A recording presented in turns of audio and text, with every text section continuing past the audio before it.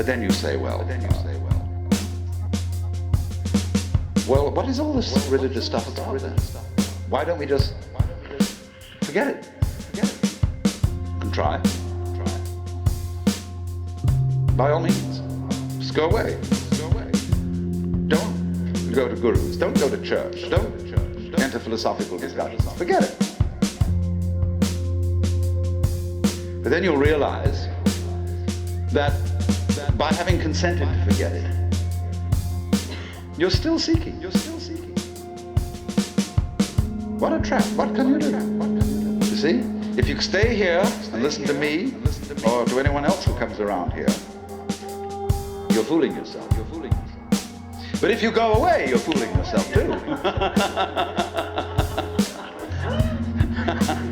Because you still think that's going to improve your situation. It won't.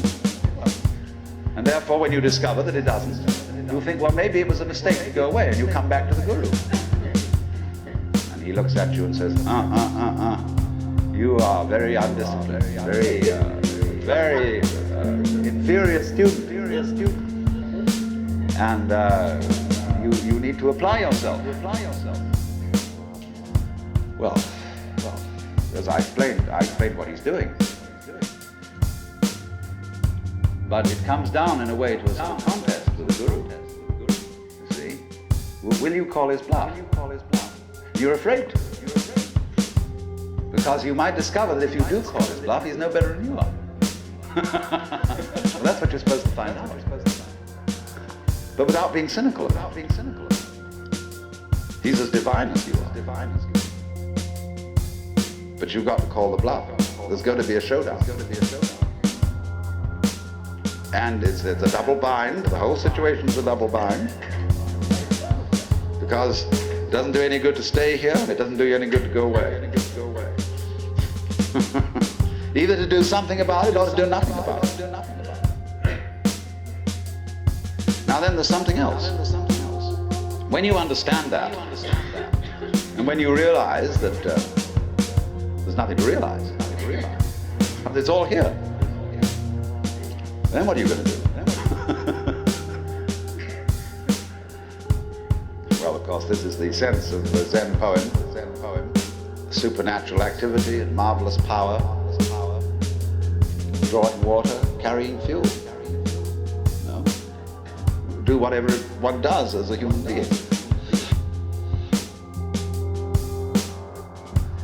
Because life, as one looks at it, is in fact a celebration of itself. When you look out at night at the stars and you really wonder, good God, what is all that about?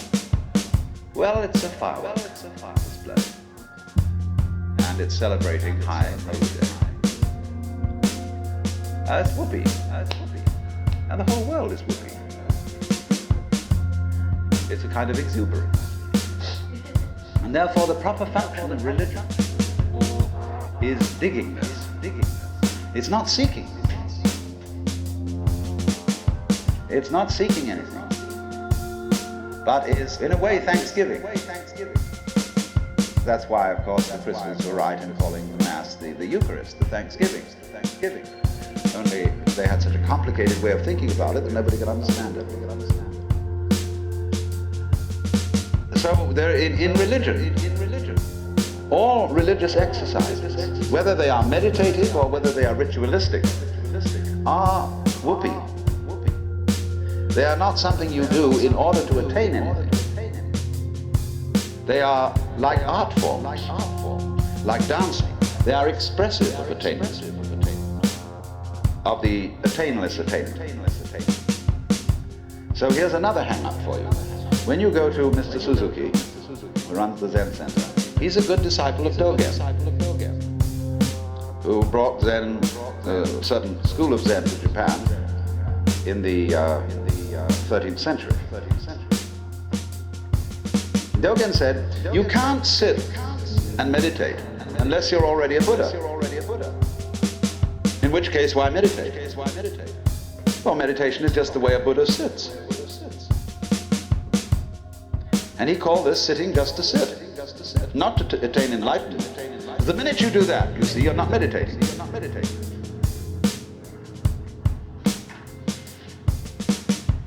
So you only become a good meditator if you're not looking for anything. And therefore, you realize what a great thing it is to be able to sit. And what a great thing it is not to dissect the world with your analytical intellect. To be able to look out at the water or the trees or at the floor and the light on it in front of you without calling it light or floor or trees or thinking that it has parts or thinking that it's complicated. It isn't. So when you can sit without thinking, not with an empty mind, mind you, I'm going back to that point, not with an empty mind, but just a non-analytic mind, a non-probing mind, where you're not creating problems all the time by trying to control it, by trying to control your mind, by trying to control your experience, what you see and hear. You then just simply discover that there is no way of controlling what you're experiencing, because what you're experiencing is you. And to try and really fundamentally control that is just going around the circle. So if I were to say to you now, what you have to learn is to let it happen, that's wrong too. There's no one to let it happen. If I say to you, accept your experience, be calm and open to things, that again perpetuates the illusion that you're something different from.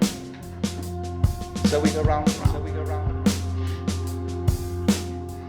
But if there are some people who want to get together, and like we would get together to play poker, or to have a walk, go fishing, or sail a boat, if there are some people who want to get together to meditate and have rituals, to chant, great. It's an art form. And you can only use it and make it a good art if you're not using it to get something.